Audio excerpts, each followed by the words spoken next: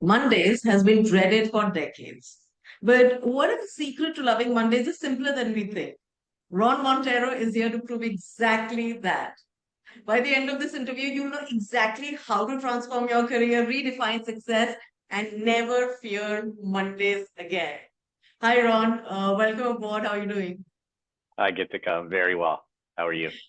I'm excellent, excellent. Always good to have a conversation with a fellow Goan, if I can say so. Yes, I feel the same way.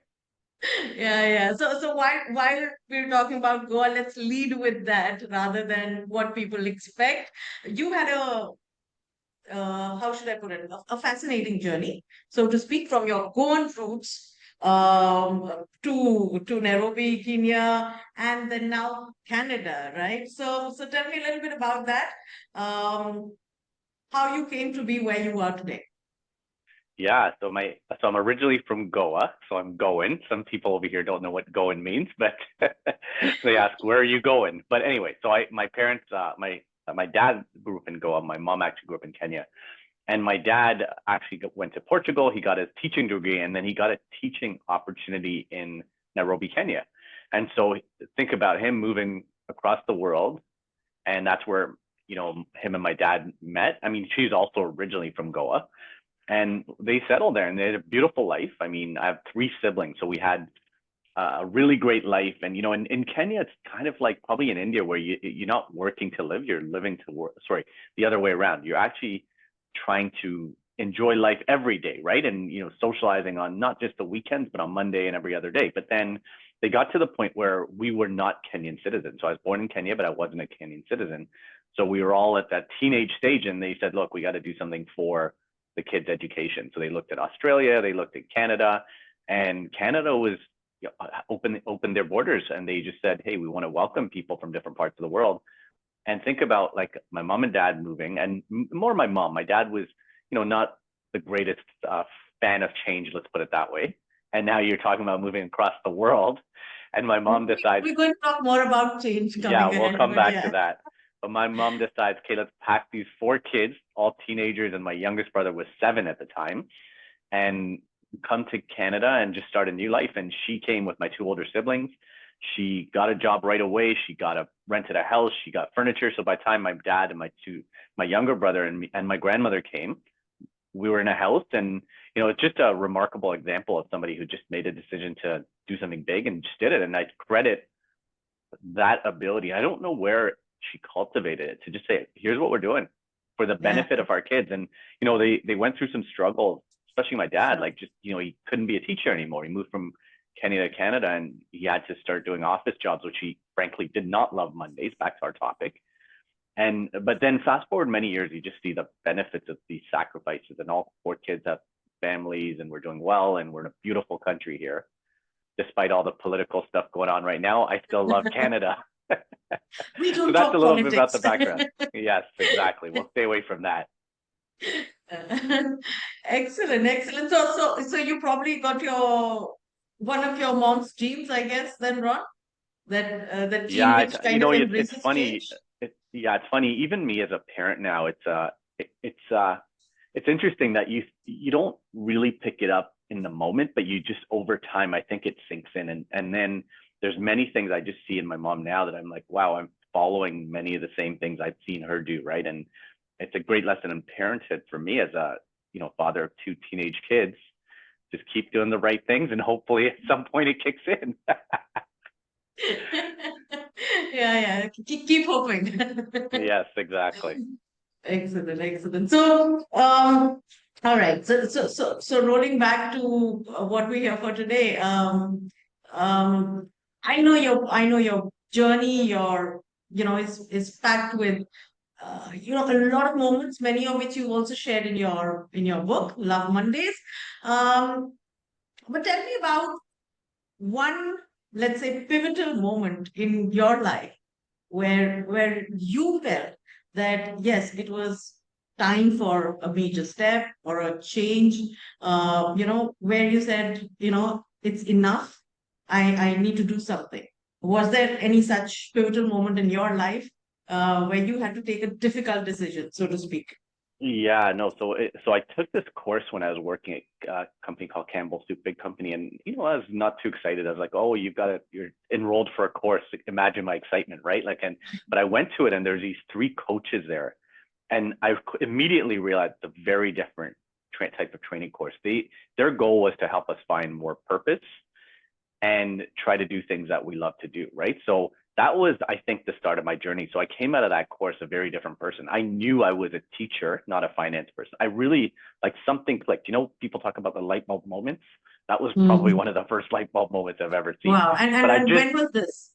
This was so this like, was probably 2017, around, I'd worked for almost 20 years in finance. I'd done well. I kind of enjoyed it for the most part. But then this was like, okay, something's different. And that's when I went on this journey to just teach anytime I could at universities and colleges, webinars, whatever. I would teach. I even taught a subject, logistics, which I knew nothing about. I was learning the lecture the day of the college course.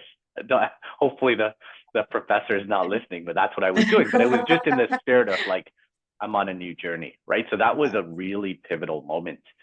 And the coach who all three coaches are in the book, in my book. At the end of the book, there's Monday Mavericks. All three of them, I think, are changed my life. And I tell them that was a life-changing course that I took. And you just Mhm. see the impact they had on me and many other people in the course. Yeah, I think you've mentioned this once to me. A teacher in finance clothing, right? Yeah, I always say that. Like, and whereas Yeah. I thought I was the other way around, because I always, in hindsight, I used to like volunteer for any type of training and lead training and gravitate towards it and organize, lunch and learns. Like, and many of my peers wouldn't do that, and I wasn't sure why, but I Mhm. realized it was something I naturally loved to do. So I was somewhat gravitating towards that. And all my Mhm. peers, like, they wouldn't even show up to like these training meetings I would set up, and I kind of like, upset. And now I realize it was more in my DNA that I wanted to follow that path. Mhm. Yeah, yeah. But many of us, and I think this is probably a very common feeling, right? Many of us feel stuck in our, day-to-day jobs, but don't really know what to do about. Correct? The feeling is very common, but the feeling of frustration or not knowing the solution or even where to start solving that issue, I think is something that everybody faces. So, what's your advice to, let's say, somebody who's, feeling lost in their career or in their life? What is probably the first thing that they need to do in order to kind of Yeah, yeah. get I beyond mean, that? there's many things, and look, my journey was a long journey, right? Like, it seems like it's a little abrupt, but it was quite long. So it's like, for me, it's always, what's the step by step approach? To me, the first is introspection, really trying to understand ourselves a little better. And especially in this world of Instagram and TikTok, and like, we're just constantly scrolling other people's feeds or responding to other people's emails, and you almost forget yourself in the process. I know I did. And so I always try to say, okay, think about what you truly love to do, right? And look, I'll reference your story. You're in the book. You talked about when you were 6 years old or 8 years old, your parents used to take you to the library, and it felt like heaven, or some kind of word like that. And it was just a recollection for you that that's something you love. And look behind you, you've got all these books, you've got this beautiful publishing company, but there's things we love as kids that we naturally just forget because of the pace of life, the realities, bills, all these things that we have to do. So it's about coming back to what do we love, right? And one of the concepts I came across, which I've shared in the book, Ikigai, the Japanese concept, it's a beautiful concept just to sit back and ask these four questions, right? So the four questions are, what do you love to do? What are you good at? What does the world need? And what do you get paid? What can you get paid for, right? And look, the reality is, in a profession, you have to get paid. Like, I mean, Yeah. think about inflation and One of the tariffs and hard all truths these of things. life. Yeah.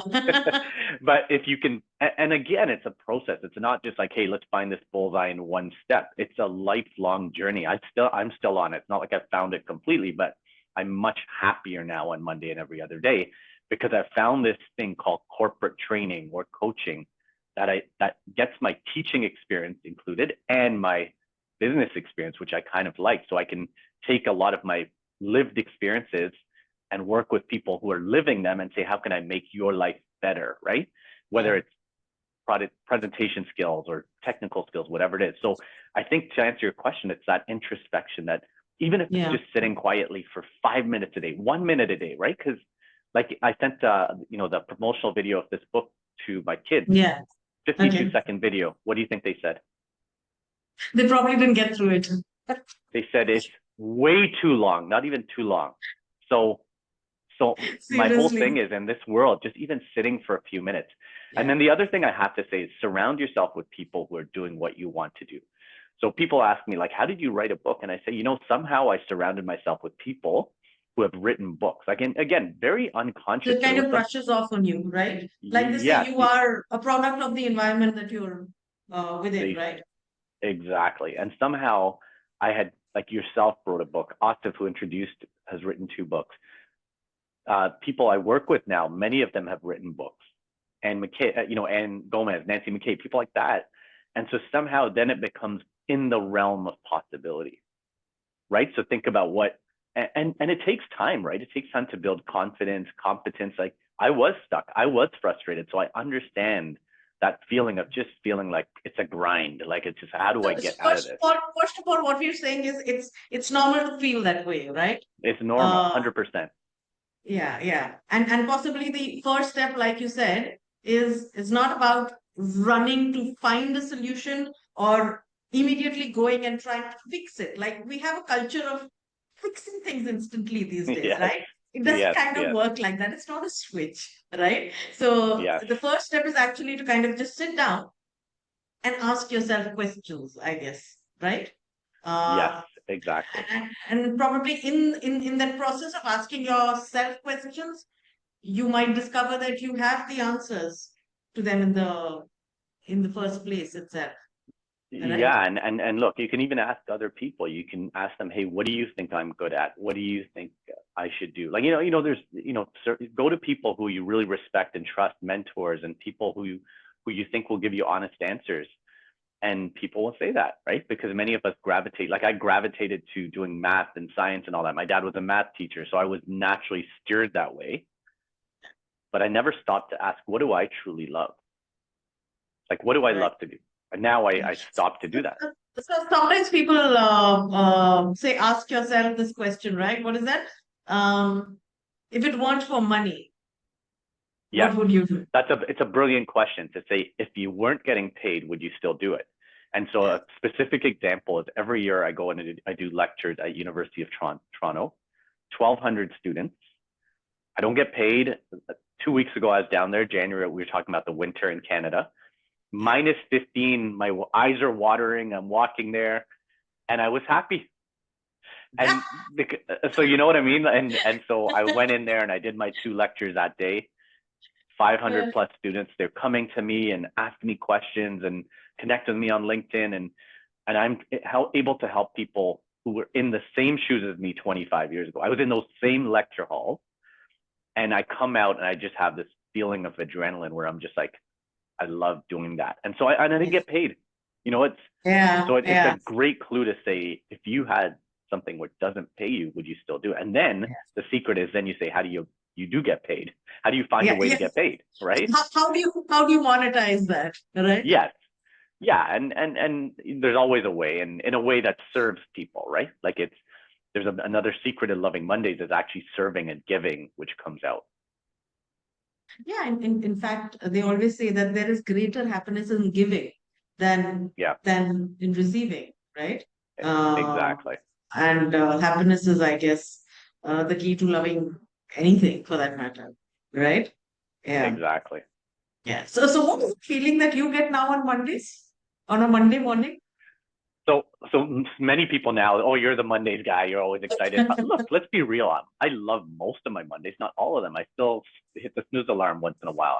I'm on a journey, right? But what I say is, I'm much happier than I was before. I'm much more excited to do the work that I'm doing, right? So Yeah. whether it's training or today I'm doing a speaking gig, I'm naturally enjoying doing that. And also what I've done is I've created space to live intentionally, where I'm running my own business now. I'm doing things that really matter to me. I'm not sitting in meetings for 8 hours a day where I I could have said, like, maybe we could have done that in 2 hours or 1 hour, right?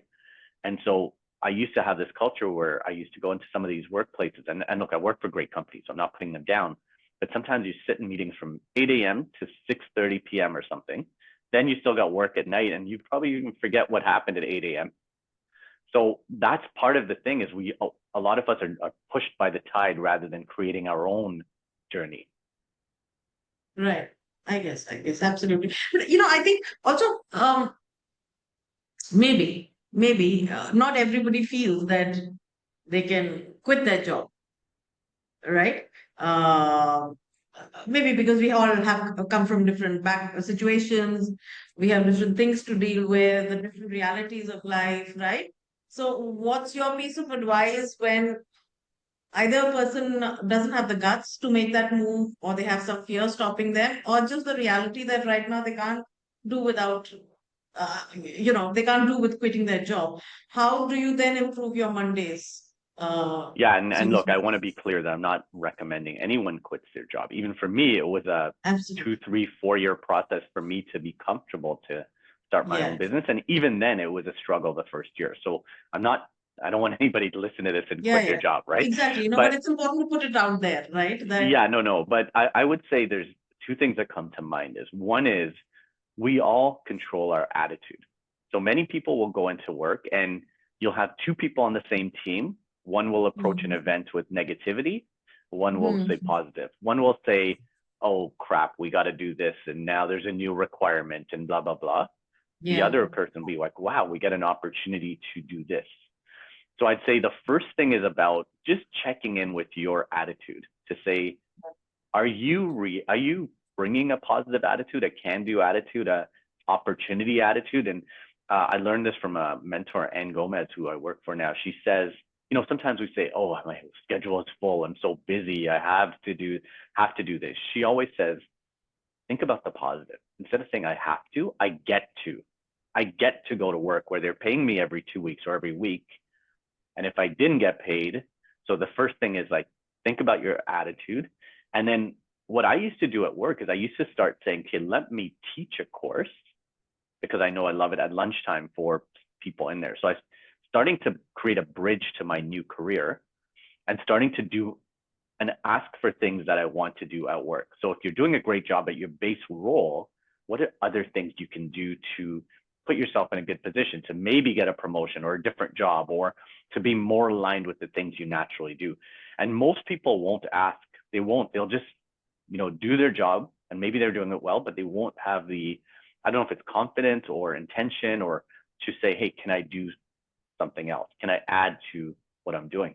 And I Yeah. find So people who have that initiative. it's almost like changing the way you approach or changing the way you think. So in many ways, it's almost like a mental shift, right? It's Uh, mental, it's a mindset, right? And they say yeah.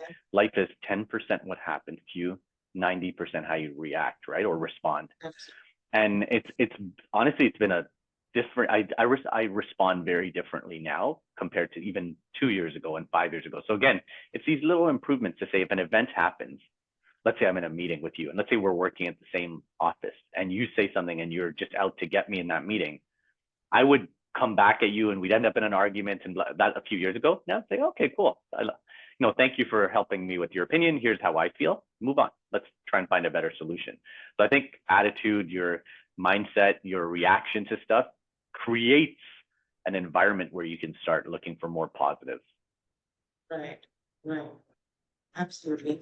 Yeah. And I definitely think that all of these points resonate a lot with, I would say youngsters, middle-level managers, so to speak, people who are really building their careers. What about people who've already reached, like, leadership positions? What is their takeaway from Love Mondays?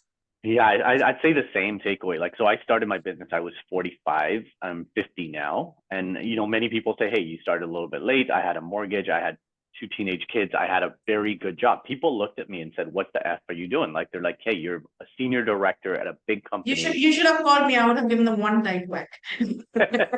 But, that's the dilemma in some ways that Yeah. many people are in these big roles and CEO, CFO, whatever the role is. And it's funny, Robin Sharma was one of my favorite authors. I've told you about him. He always says, it's interesting to say many people are climbing up the wrong mountain, right? Like, so is it the right mountain? So I would say whether you're 30, 10, 20, 30, 40, 50, 60, 80, there's people in the book I've talked about who they found their passion and joy at 70 and 80 and 90 because they're living out what they love to do, right? Back to that Japanese concept, ikigai. Yeah. Like it's almost like here's my purpose. And so people in Japan, they don't in that part of the world live Mm, past 100 years old and they're still doing the things they love to do, right? So mm, that's where I say it's never too early or late, I would say, is my opinion on mm. that. Yeah, yeah, yeah. Right. I know, and I think, like they say, it's very cliched line, but then age is but a number, right? At the end of the day, so it Look, doesn't, I it believe doesn't. that. You're never too young to do something usually, and you're also never too old to start. So Yeah, and interesting, like in the last 2 3 years, I most people who see me say, wow, there's something about your energy that's different. I never got that comment in my previous role. I was probably just kind of suffocated a little bit from the burdens and look, again, it was a good job. I don't want to paint it as a really yeah, yeah, negative, but it's just but about fitment, right? Yeah. I wasn't like living out like in a way that I was like felt like I was making a big difference, right? Whereas now, even whether it's you're like, look, we're both halfway around the world. We always say like there's a certain energy that we feel Mm. when we're on the same call together, right? Yeah, Because we're both absolutely. living out our dreams, so to speak. Exactly. So, and that's interesting because it's not that you suddenly produce that energy. It's just that when you started making those changes and when you started making different choices and, put yourself in, through a process, correct? The energy started to Yeah, be and noticeable I to think others as well. I think it's really like when people find their alignment, when they find their authenticity. Like I Yeah. started doing the things that were natural to me. So now the way I behave at home and the way I behave at work, my work is the same. I'm not trying to be somebody different. I'm not trying to, play Mhm. by all the rules of corporate and do the email, like, like there's Mhm. certain rules of engagement in certain environments that just Mhm. almost make you try to act differently than you are. And so I think when you And we keep act all these natural, masks, right, in a way, yes. correct? So Like they say, yeah, when so you when come home, you're a different person. Why? It shouldn't really be that way, right? it shouldn't, and that's where I think when your natural energy comes out is when you feel aligned and authentic, and you're doing things that matter to you, right? Yeah. Yeah. So then you find, in a way, your comfort zone, right? Yeah, and I You, mean, in a way, it's like you got to get out of your comfort zone to find your true self. Like the word comfort zone to me just feels like, okay, you're just doing something that's too comfortable and it's very easy. monotonous. So comfort zone That's very interesting. You have to, I think what you said is you have to move away from your comfort zone to, in a way, to to find find, yourself. Yeah, to yeah, find to find yourself. your, yeah. Like whenever I hear comfort zone, I just feel like it's just too comfortable, right? And I like comfort, like at night or in the morning, but it's like I know what you you mean. I grow. know what you mean. Yeah, It's like a lot of us. We feel we are playing by the book. Yeah, yeah, we ticking all the right stuff, and still, yes, we're not really maybe deep down satisfied, right? yeah, hundred And percent. so it's not that life is not good because on paper it's great, right? But you just feel like something's missing, and you can't put your finger on what it is, Yeah, I correct? was talking to a friend who's she's an amazing facilitator, and she was saying she did this course. She facilitated this course called Modern Elders Academy. It's very famous. And she was Mm. saying people who were like very prominent people around North America, like people would give anything to be in their shoes. She was saying many of Mm. them would tell her confidentially, I have not felt anything in 10 years. I just feel like I'm not myself. And the whole premise of that was to say, how do we find our true self? So again, it's the pressures of society, whether it's parental, whether it's status, all these things. Sometimes, it's the fancy car or the big job. And then people are like, okay, it didn't really get us to where we wanted to get to because we're all naturally pushed in that way, right? Followers and likes and all this stuff that people think is good, but then in the end, I think it causes more stress than anything else. So, tell me something. Some of us come to this realization really late, yeah, and some of us, I guess it happens earlier. What held you back all of these years? One more time, sorry.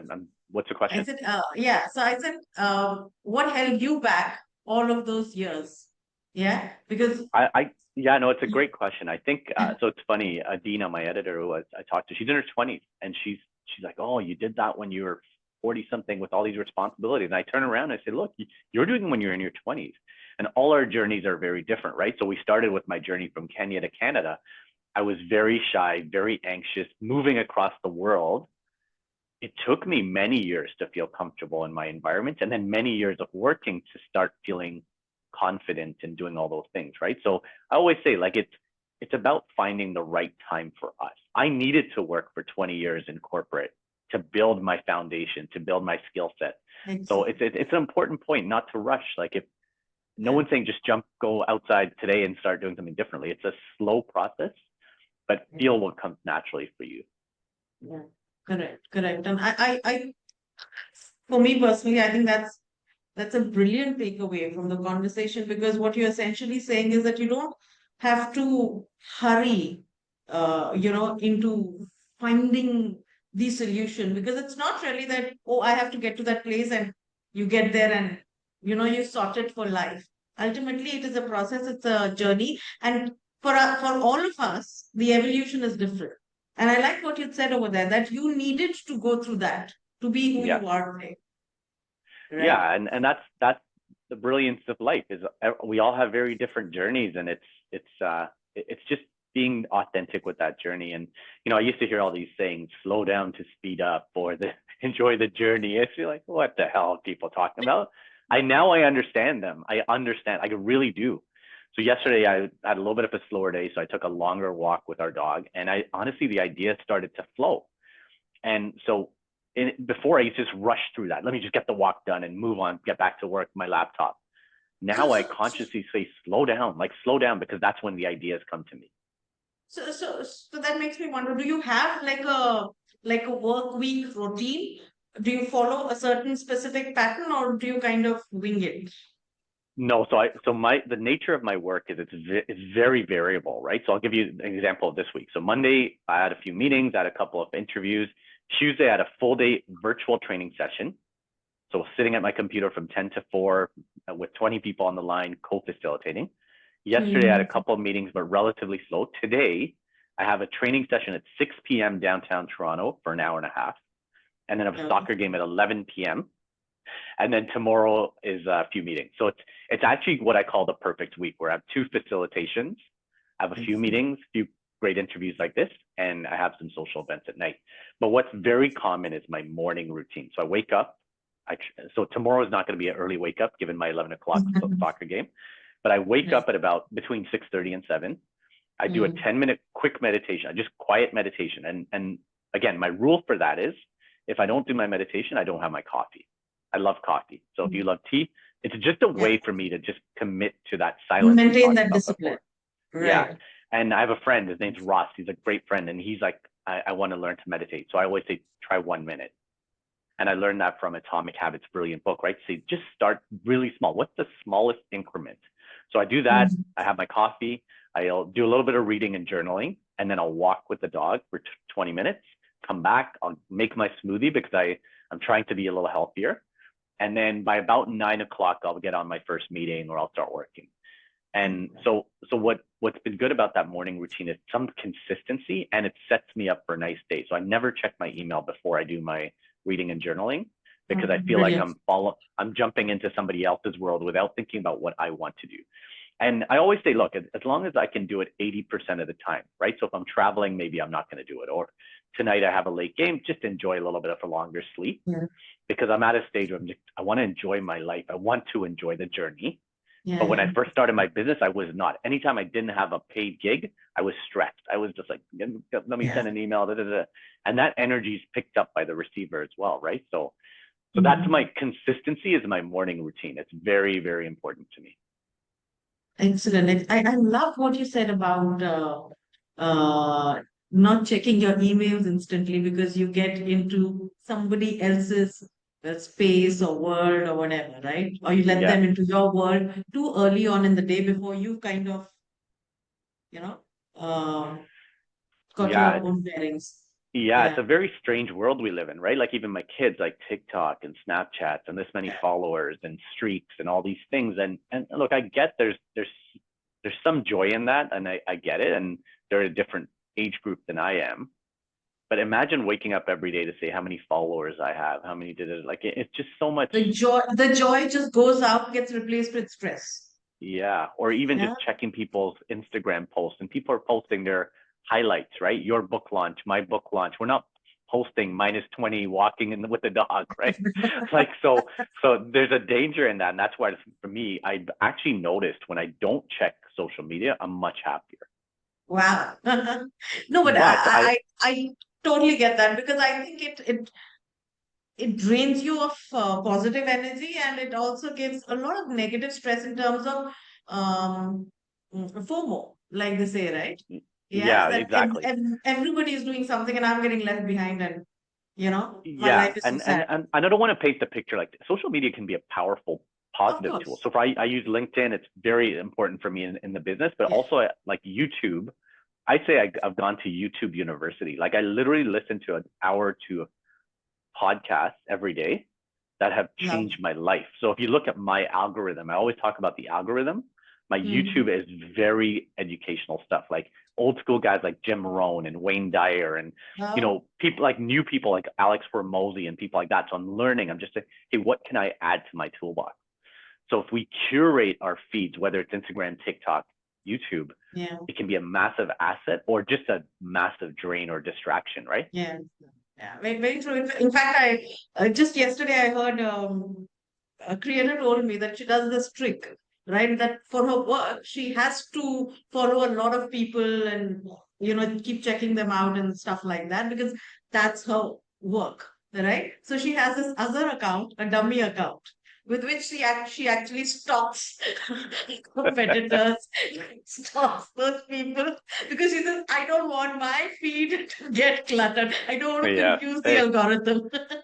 yeah, no, it's I think that's it's a good strategy, right? Is we all need to have fun, right? So you need to have a little entertainment and stuff like that. It's all good. Yeah, yeah. Absolutely. So I love the fact about you having this routine to start your day with. It kind of centers you in many ways, right? But what's your take on once you hit the ground running?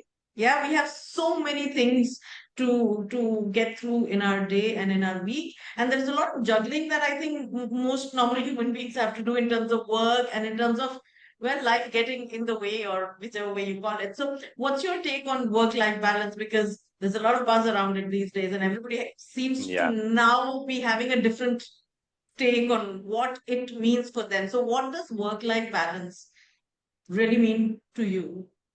Yeah, so I'll give you an example. So when I was working corporate, I used to work long hours, and I'll tell Mhm. you, it's a very specific story. I came home one day, I was just promoted to a finance director. I thought I was, you know, so important and stuff. And I came home, my kids were very young, and I had this guy who was sending, very brilliant leader. His name's Dan, sending like 200 emails a day, and you just feel the pressure to respond morning, night, evening. He would tell me sometimes he'd wake up in the middle of the night, think of an idea, and send an email, right? And my Yeah. wife just looked at me. I was like on my phone, and she's like, "What are you doing? Like, what are you doing? Like, just don't come home if you're going to do this." And it was a good wake up call for me to just say, "Okay, what are Yeah. my boundaries?" And Mm. since then, I've been very clear on, okay, how do I do a great job at work, and Mm. then find my boundaries as well, and make the decisions that make sense to me. So, for example, I might go to my kid's sporting event or recital or something at night, Yeah. and then I'll say, Yeah. look, I'm going to go in super early tomorrow morning because I do have a responsibility of working as a very Yeah. senior person. So it's being very intentional with choices. And again, I worked in another company where a big boss set up a meeting at 5 o'clock, and my team would say, okay, cancel your night plans. They literally said, we're going to be here for a few hours. And I just said, look, that's not the way I roll. I talked to my boss. I said, look, I'm coaching soccer at 6:30. I'll have to leave by 6 o'clock. And he's like, okay, sure. So you know what I mean? Like it was an environment where the like people were afraid to ask rather than be intentional. So now my current role as an entrepreneur, as a business owner, I sometimes I'll have to take my son to the hockey rink an hour before the game. I will take him there, go to the nearest coffee shop and I'll work for an hour and I'll be happy doing it because I'm making a choice where I can do that because I want to do that. And sometimes I'll work on weekends and I'll be happy because, again, I'm doing what I love to do. But it's a choice, Yeah. right? Because then I can say I'm going to maybe take it a little bit easy on Friday, or I'm going to start my day a little bit later, right? Or I'm going to watch the Champions League soccer game at 3 o'clock. Like, because I've created an environment where I'm going to work hard, but I'm going to do it on my terms. So the word balance, to me, it's more like, okay, what's your work-life harmony, or what's your choice? Because I don't think working is necessarily bad if you're doing what you love to do, Yeah. right? Of So course again, not. it comes back to the Love Mondays to say, if you love what you're Yes. doing, Yeah. and you're adding, It's not about stopping work or not yeah, working. and so if you as an author, if you write books from day and night and you love what you're doing, that's beautiful. Yeah. So I have a very different take on work-life balance than other No, people. I have to stop you right there. Sorry, I have to stop you right there. You're an author too now. I know, but I'm referring to you. I'm, yeah, no, I mean, it's a good lesson in life, right? Because I never expected to be an author, and it was this dream I had. I had it on like a vision board, and I don't know Yeah. if I've told you this. I was looking at a document, a PowerPoint document I had in 2021, and I'll show it to you. I'll send it to you. It had a book, which it had a blue cover, so it didn't turn out the same way, but it had a heart and it had Mondays, and I didn't even remember that. So somehow in my subconscious, there was something brewing for many years. Yeah. And then again, I surrounded myself with you and Ostef and all these other folks. And then, you believe it happens, commit to it. It took me a while to commit. I was sitting on the fence for a I while. know. Should I? You're probably like, what is going on with Mhm. this guy? And then finally something crystallized. Said, okay, let's go. I'm going for it. Yeah. Yeah. What made you jump at that moment? I don't know. Honestly, I don't know. Like, sometimes you just have, it could have been after my morning walk. Like, it's one of those things. I've come back from those walks really inspired most times, not all the time, most times. And I just like, Just there's times where I just take action. Whereas before I would overthink it. I just say, just do it. What's the worst that can happen? And it's interesting. Once you commit to something, then I'm the type of person, once I start, I'm going to go for it. Right. And even then, yeah. like the book writing process, a good metaphor for life. And you've done it a few times. I had these times where I was in flow and writing and so confident. Other times I'd be like, nobody's going to read this bullshit. Like. Yes. And then somehow another person comes into my life and says, okay, let's keep going. And you jumped on so many calls with me to help Yeah. me, right? I was like, I'm stuck. Help me. What should I do? And you were like, hey, settle down. I like what you're doing. I've read it. You gave me some confidence. So it's a fascinating process, as you know. Yeah. So what would be your one advice to aspiring authors? So I think it's you gave me this line, right? Which I was kind of gonna write 250 pages, 300, just feels so big. So you said two things: create your routine. So for me, my routine was every evening, 30 minutes or more. I would just go to a coffee shop, set a timer, literally. Some days I would finish at 30 minutes and be like, I'm done and get the hell out of here. Some days I would write for 60, some days 90 because I was in flow. And then the other thing is you said, just go write a shitty first draft. Okay. Yeah. For me, it really unlocked something in me because there was a thing about being perfect. And, it's just about getting pen to paper, typing Yeah. out your document, and the editing process, the redrafting, that, is such an important part because you have to start somewhere. And if you were to look at my first draft compared to where it ended up, it's completely different, right? Because you say, how do we keep the through line? And how do we flow this? Right. I remember I had probably 15 chapters. We got to 10. So the biggest thing is start and write about something you're passionate about. Like there's an old adage to say, who is the reader? Who are you writing this for? So for me, it's people who don't love what they're doing, who don't love Mondays, who need some hope and inspiration. And I think about all those people. I think about my dad when he was moved from Kenya to Canada and stuck, like, just working 9 to 5 and just coming home drained because he wasn't doing something he liked. Whereas his previous life as a teacher, people still to this day, 40 years later, come to me at social events and say, oh, your dad was one of the best teachers I've ever had. So it's back to like what are you trying to get out of it? And look, books are interesting. Books are business strategies for some people. For me, it was, and there's nothing wrong with that. For me, it was a passion project. Like it, I want to do this. So if there's more passion and energy there to spread your message, I think it's beautiful.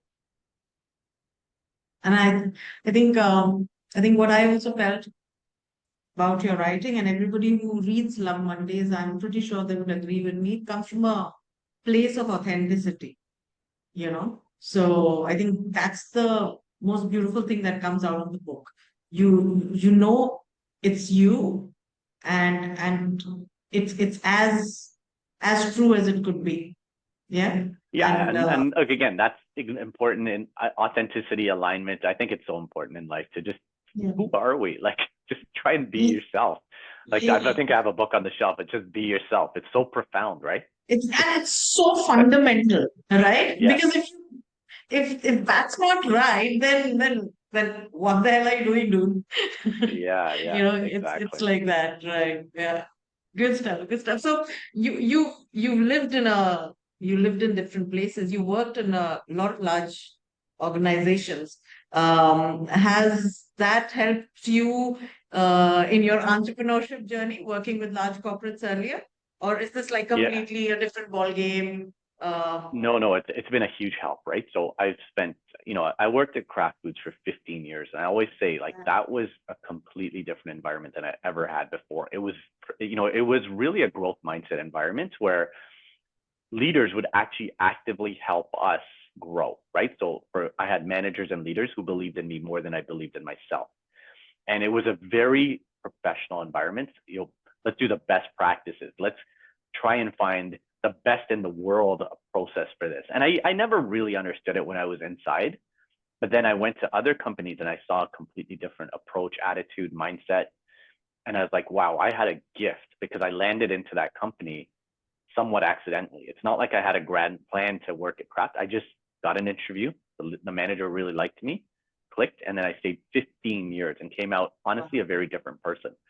So what that's helped me with is I then went to a small company, very entrepreneurial.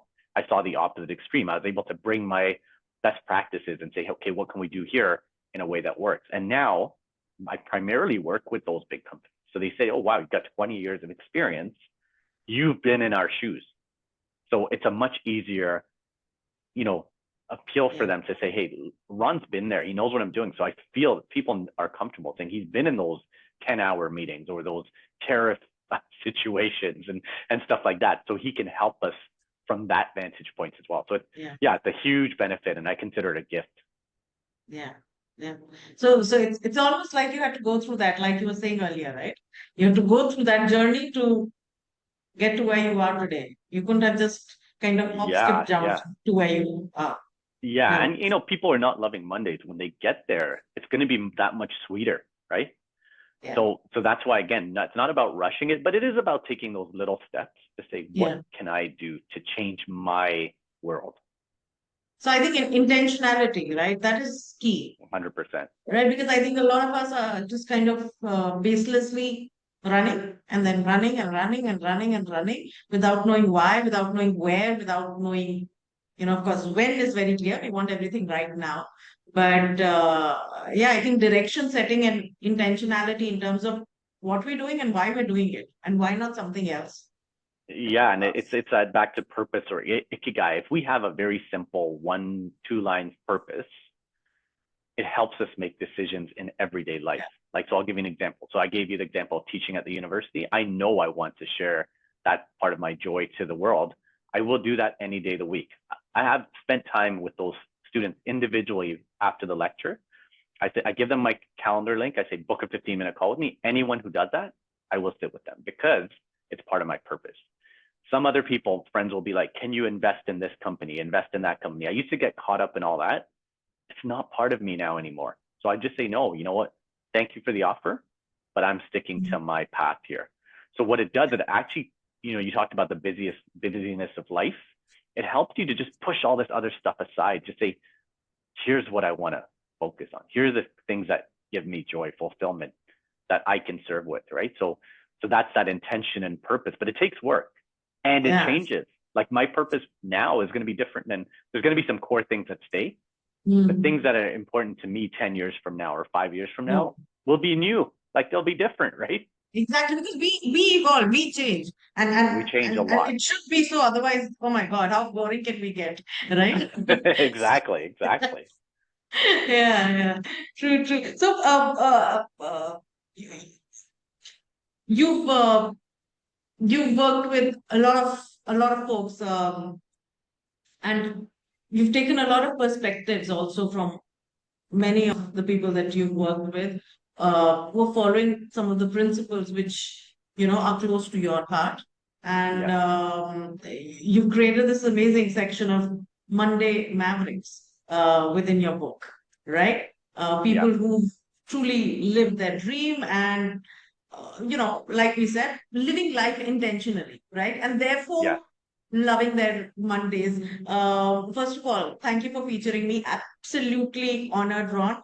But other than that, which of the stories kind of stands out totally for you, which you would want to share with others? Yeah, yeah, there's a few, right? So I love your story about like, the library and you loved doing it. And then many years after jet setting, as you talked about, you now have found your groove and you're got a publishing company and you're flying, right? Like, so I love your story. I love so many of them. There's a Buddhist monk who he was telling me what at like 6, 7, 8 years old, he knew he wanted to be a Buddhist monk and he lives in Toronto here.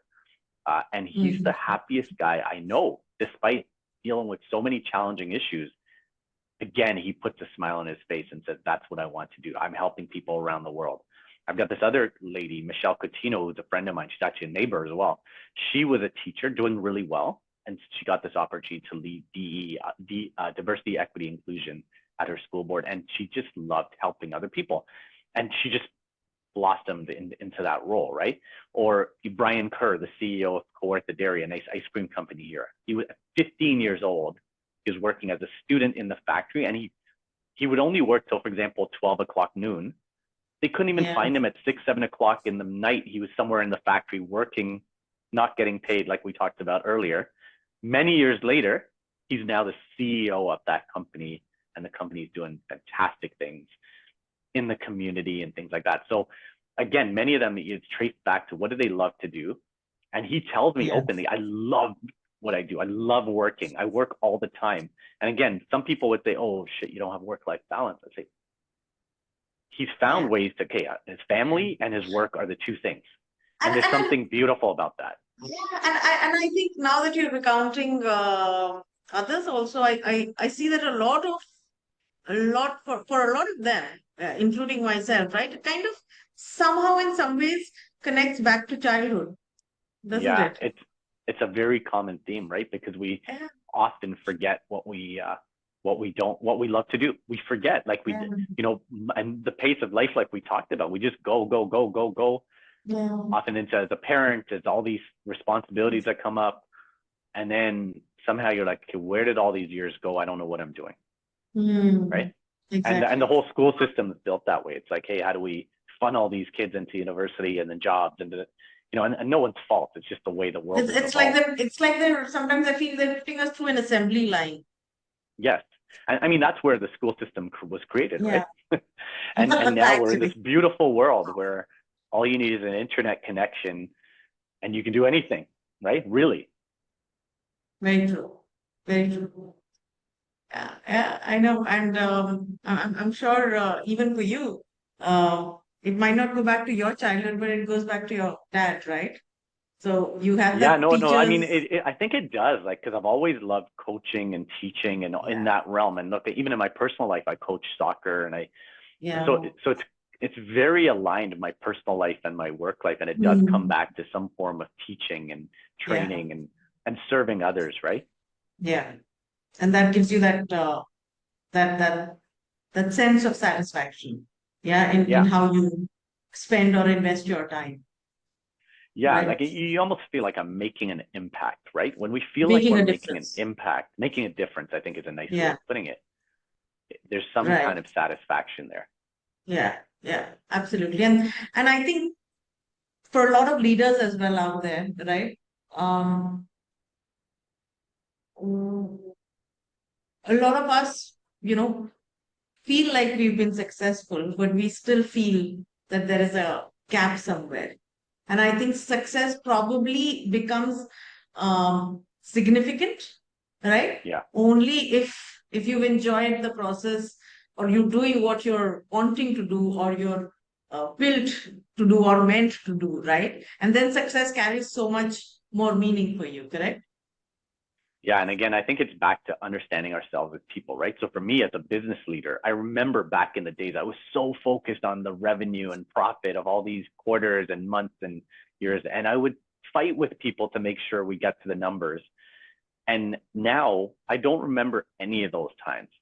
What really gave me the satisfaction was coaching people and helping people and building a team. But I still have a curiosity to say maybe people who are more numbers focused Mm. at the end Yeah. of their career, if they hit all these metrics and numbers, is that what gives them the satisfaction? Or is it the Mm. way people talk about them? Yeah. Right? I always say, like a CEO in a CEO Mm. job, people always bow to you and love you. But when you've Yeah. left that job, do people still come to you and say, wow, you had an impact on me? To me, Yeah. that's my measure of success. Maybe not necessarily somebody else's, but how Yeah. have you helped the world? How have you left the world in a better place than it was when you started? Right. Right. Right. Yeah. But I'm still curious. So if you hadn't jumped on this path, let's say 2017 or whatever, where do you think Ron Montero would be today? If I didn't do that course, Yeah. I think somehow the universe would have Yeah. continued to push me in this. I think there was some kind of force doing it. So I don't think I would still be there. Maybe it would have taken me longer, Yeah. but I think there was something brewing in there that I think I was starting to listen to. I think I had Mm. enough influences. And again, because of growth mindset and all the things I learned, I started to believe it was possible for me to do Mm. something different. Yeah. Yeah. Absolutely. Good stuff. So, uh, what's your definition then, Ron, of success? Because it's such an ambiguous word. We're all driving towards it, towards this kind of Yeah. unknown goalpost, right? Yeah. But what is success to you? So success used to be about the houses and cars and all these material things that we all hear about. Now it's like, it's a very simple for me this year. It's doing things that you love to do and making an impact. So, Yeah. when I first started my business, I would be like, oh, my goal is this many dollars per year. I don't have any goals like that this year. I just want to make an impact every day. Like, just do things that we love to do. Like, life is short. Like, really, it's like, are we doing things that we love? Right? Yeah. That's it. Very simple. Excellent, excellent. And that is what puts joy back into the work week and life, right?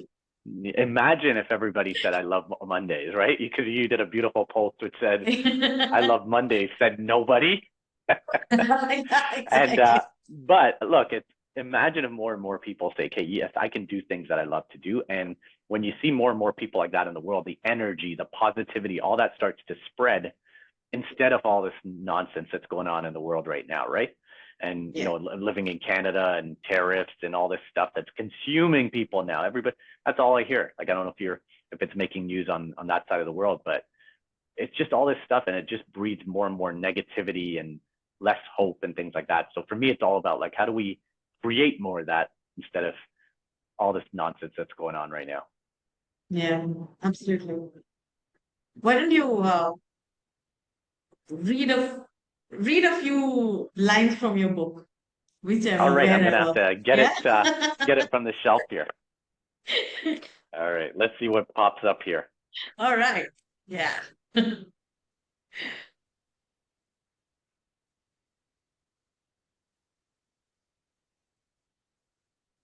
All right, I think I'm If you actually if you, gonna if you go. had a live audience in front, I would have said pick a number, pick a page number. But Okay, you're okay, we'll lucky; do you that. can Let's do it. choose. Let's do it. You pick a page number. Let's go.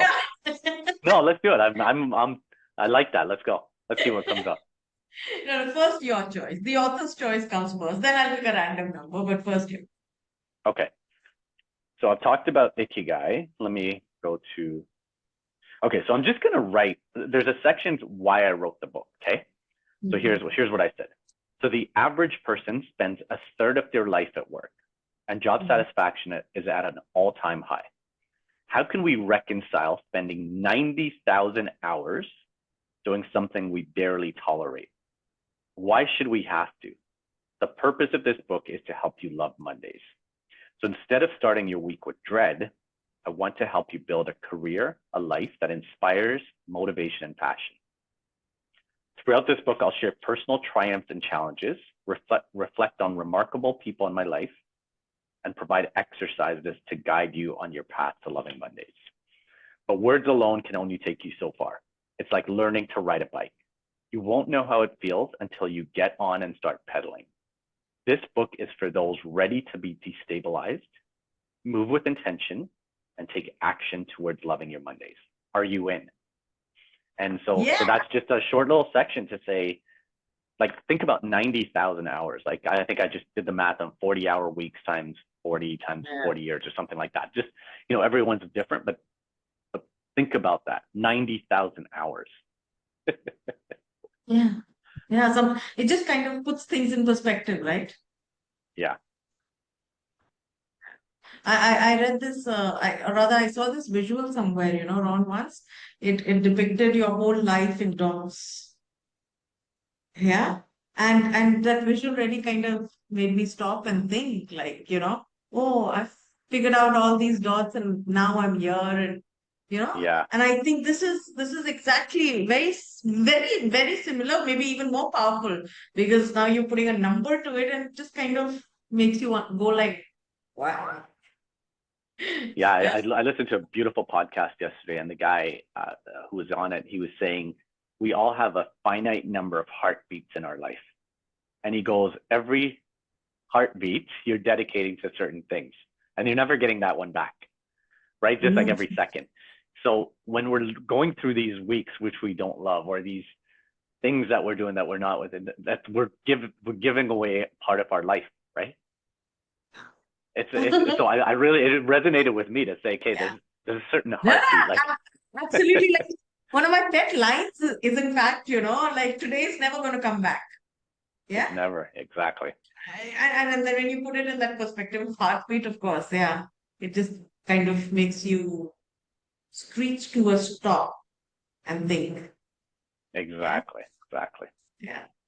All right. Yeah. I think you've probably given people a lot to think about. However, the one action that I want everyone to do after listening to you and to us for this last hour or so is to get a copy of the lovely book, which is I can see those two behind you. Yes, right And here. yeah, Love Mondays by Ron Monteiro. So I think it's for people of all ages. It's for people from all career backgrounds. It's for everybody who wants to bring back joy into their life, into their work, and live a purposeful, intentional life, right? And I think possibly I should have led with this question. I don't know how I've forgotten, but uh, you know, kind of finishing our conversation here, I want to ask you this. When did it strike you, the title? It is just so amazing. It's like everybody's like the final destination in life. If you can conquer this one and start loving your Mondays, oh man, you've made it in life, right? So where Yeah, did no, this title come again, I from? don't know. Like I was telling you about that PowerPoint file I had, which had the Love Mondays on it, but it's something that's just been in my mind, been percolating, I think. I had a friend who used to say, his name's Des, love Mondays, make Mondays as exciting as Fridays. So it was kind of like that time frame. But then, it's funny. I Love Mondays came to me at some point. I remember Yeah. being on vacation in Jamaica one day, and I was asking the bartenders, I was asking everyone I would see, tourists, immediately they got it. Like it's one of those people get it in immediately. And I wanted something very simple that people get. Now people joke around, hey, is your next book Tuesdays and Wednesdays? Yeah, sure. I've got 7 books. This is one of 7, right? I But know. So I sent your book release link, when the press release came out to a friend of mine, and he replied, "Yeah, but today's Wednesday. How do I tackle Wednesday?" I'm like, exactly. so like. Dude, now you go write the book on that. Yeah, I've made myself irrelevant on 6 days of the week. On one day, I get a lot of attention, but all that's a lot of fun. Excellent, excellent. Any parting words of wisdom from you, Ron, No, for I just people want to say listening? thank you to you. I mean, you've been a huge inspiration, you and your team, and it's just sometimes you need people in your life like you and your team to just say, okay, let's make it happen. And what I like about you and your company is like, let's make it happen. And it's been a good example for me, and I think for all your listeners to say, find people around you who are going to help you achieve your dreams, and ditch the people who are negative or the naysayers. I talk a lot about that to say it is about making some tough decisions sometimes to say, who am I allowing into my life? And Yeah. who do I need to minimize or shut out of my life because they're not adding a lot of value. So I think back to it, thank you very much. And it's been a pleasure. It's been a great conversation. Thank you. Thank you, Ron. Have a lovely day. Okay, you too. Okay. Cheers. Bye-bye.